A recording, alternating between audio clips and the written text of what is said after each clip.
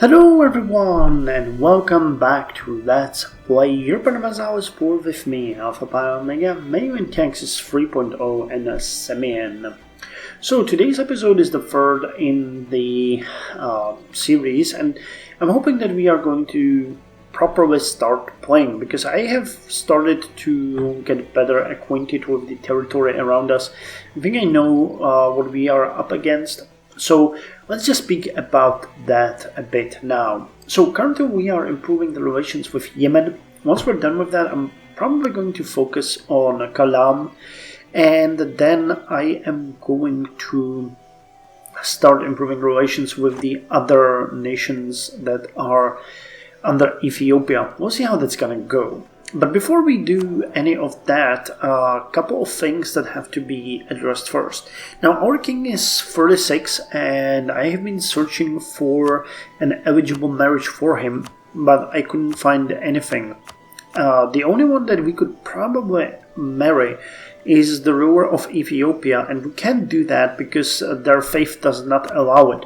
So the only thing that we can do here is asking our nobles for marrying a noble consort, which will give us a new consort and thus succeeds, thus protects our bloodline and our limited independence. Unfortunately, this gives the nobility extra 0.25 power yearly for the next 5 years. And that is a bit problematic, because we need to start revoking some of their privileges, but we can do that until we get their influence below 60. So while I have to basically increase their power right now, I do also need to crack down on them. So that's kind of funny. So yeah, let's get a new consort, Amoako.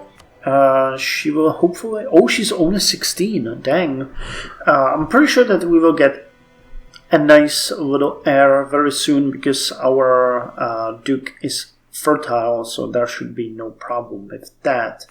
However, on the same hand, we really need to start... not supporting, but leveraging the nobility, meaning that we need to demote many of them. We'll have to do it at least 4 times before we can do anything with the current situation. So let's just demote them immediately. There's not much we can do with it. They're gonna be mad, but we really need to take their power down a notch. I could also increase the power of the clergy and burghers if I wanted to. I think that might help. Or I could focus on the bureaucracy, but I'm not sure how that would work.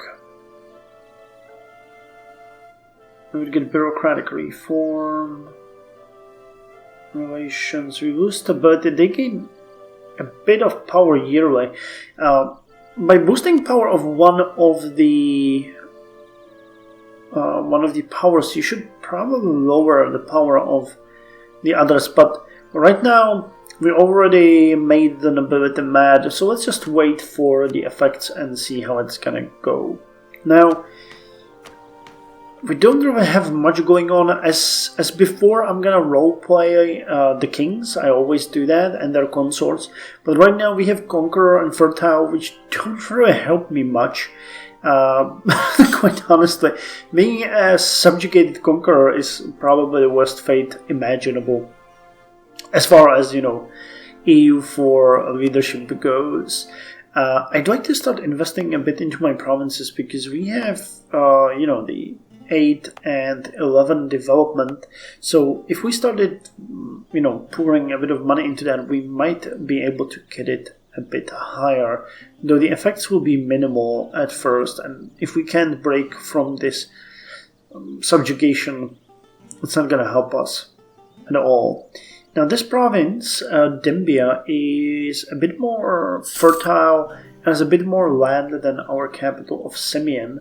So if I do ever investment into farms, it's probably going to be here, but we'll see. Well, we have the project for building the castle is also a good one, so I guess we might want to focus on that as well. So how's our consort?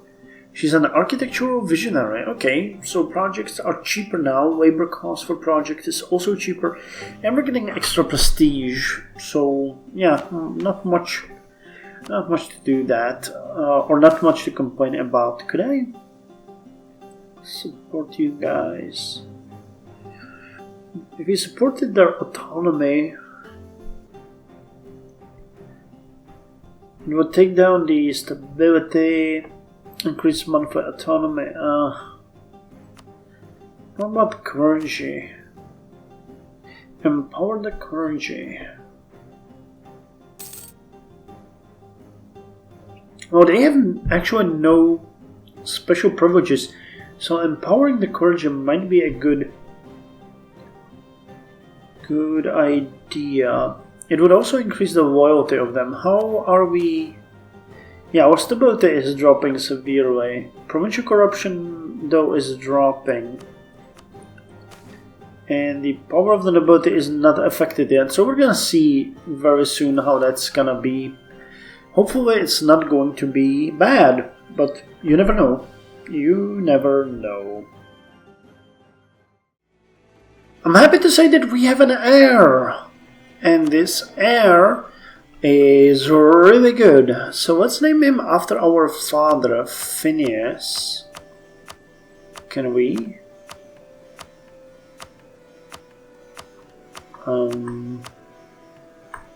Can we? Okay, we can't. So let's just go Phineas. It's gonna be Phineas the Third, Phineas Gideon's. Strong claim, that's good, and he's really good, much better than his father. Actually, he has 3 more points. So let's hope he's gonna survive until death. Yeah, that's something. We're getting very close to being able to get the next technology, but we're having a little problem with the stability and the prestige. Now, the power of the nobility is dropping. It's dropping only by 0.25 because, remember, we have the consort, but we just have to push this as much as we can. The stability, it's dropping even further. The nobles are not happy. I could do a couple of things if I, for example, supported the church. I'm actually thinking that we might just empower the clergy. That would give us 20 extra loyalty. They would get 223 power, and I think that it would take down the nobility even further. It would, however, also take down the burghers, so I'm not... And, of course, the bureaucrats. The best would be to support the bureaucracy. Wait, we can expand it.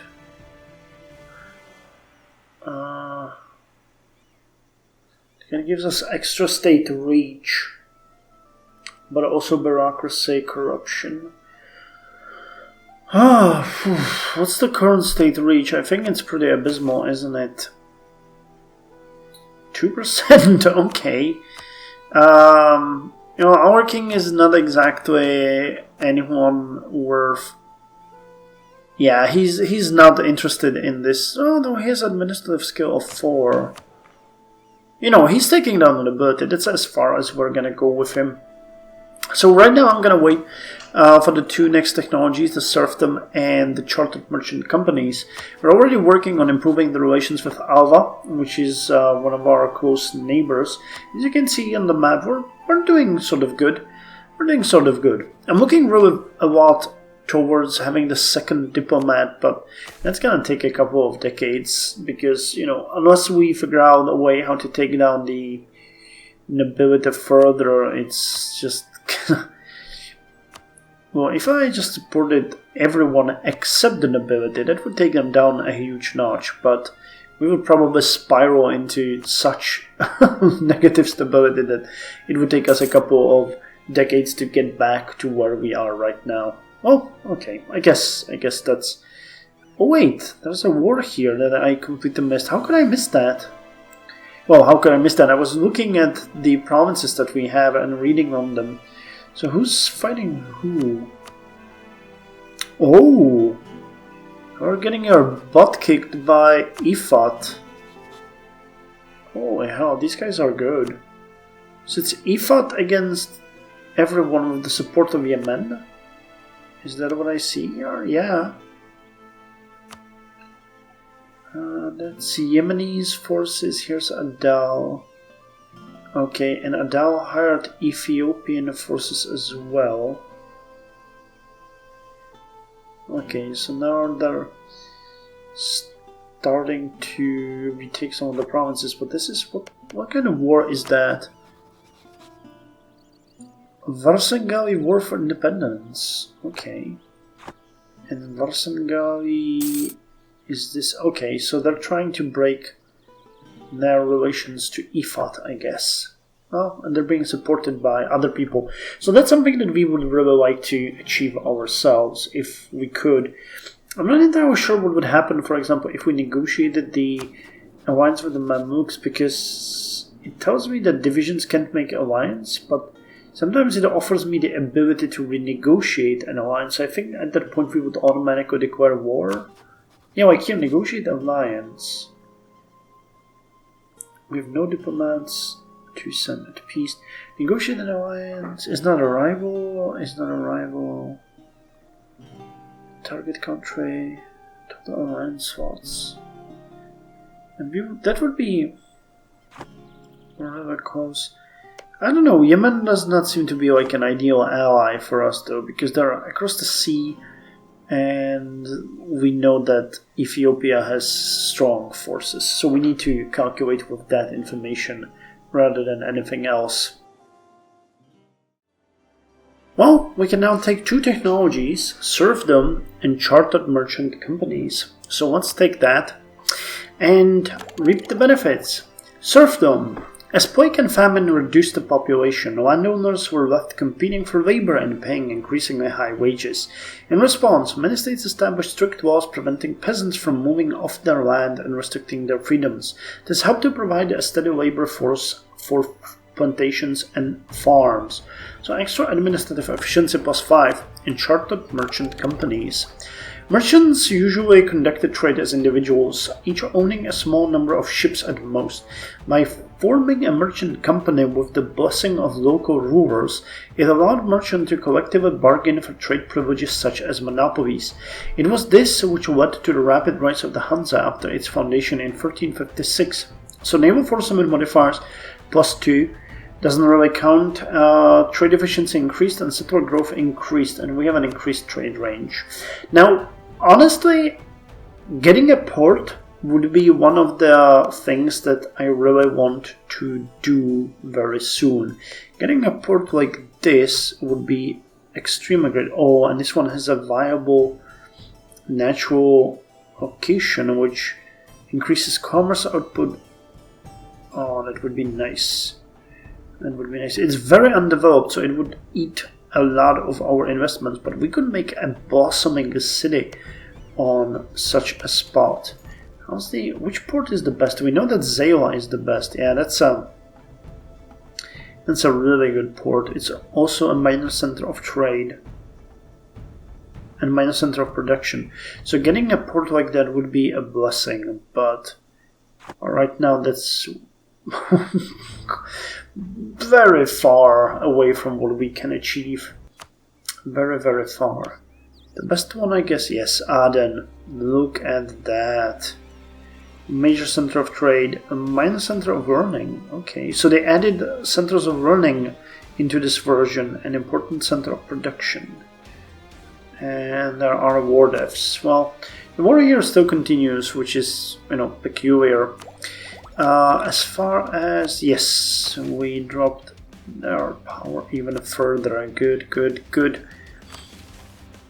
I'm waiting to move my diplomat further, but this is decent, I think we're fine. We are fine. Let me see how the technology of the area is. Are we all at the same level, or is there a difference? Nope, we are better than everyone else right now. That's good to know. If we could, make sure that continues and we have a technological advantage, it would certainly boost our chances. It's August 1464, and not much is happening. We're pretty much just peacefully coexisting in this nice little region.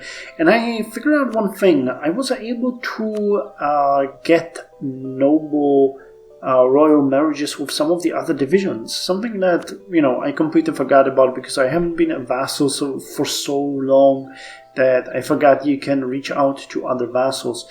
So that kind of helped with the relations. You can see that we are doing a bit better. As far as technologies go, Ethiopia is catching up a bit, but we are still way ahead, and we will probably keep that up for some time. Now the army professionalism is at 6, which is decent, I kind of like that. We're still drilling, using our money to get that. Why are we rooting out corruption? Didn't set that on. The maintenance is super low, so it doesn't really matter at this point. Now, one thing that I wanted to mention is the fact that we have increased the rural development to 6, so we have 11 and 9 now, which is, pretty decent. We are doing good. I have to say we're doing good. For that reason, we are going to hold the grand celebration, which is going to cost us about 8.2 gold, but gives us a bit of prestige, and we get a bit of a progress towards stability, and also a bit of extra relations with the nobility.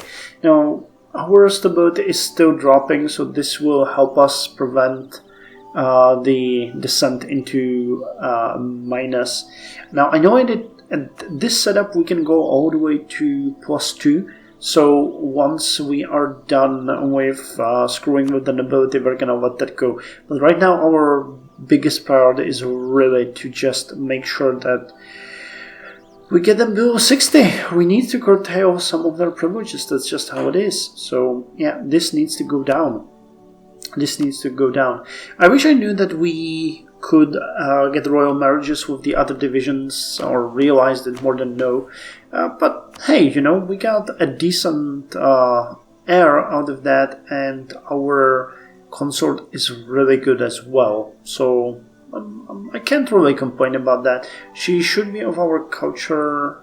Yes, Amhara. Actually, I haven't checked the culture map. How is it looking? Wait, that's diplomatic? No, geographic, right? Or political? Yes, political. So these are the cultures. So, Abyssinian. Okay. Accepted culture is only this. So we are part of what culture? Amhara, Abyssinian group. Okay, so all of these are Abyssinian groups. These are Nilotic groups, and these are Somali groups. Okay, so this would be the preferred span. Oh, wait, Yemen is of the same. No, that's Arabian. Okay, it's a different, I guess, different color. It seems the same, but I'll take it. As far as religion goes, these are the primary provinces that we really want to get.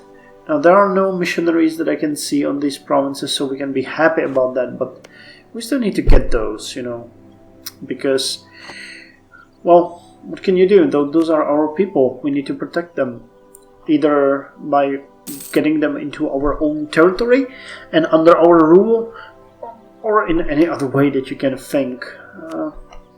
Too bad there's no other anywhere around. And I'm kind of sad that if this really goes off, we are going to have to eliminate the Miaphysite faith, which I feel sad about. I kind of like that ancient faith, but it's us or them. Anyway, I guess this is all for this episode. It's not much, but again, we are waiting around for an opportunity. That's what this is all about. And once that opportunity strikes, we need to be prepared, which means good relations, a nation that can move forward, good technologies, stuff like that. When we go for the quality ideas next, that's one thing that is bugging me, but None of these seem that good. Standing army won't help us much because we're so small. Maybe diplomacy or culture or economy or humanist ideas. I don't know. It's gonna be kind of hard to decide. We'll probably choose based on the traits of our ruling family.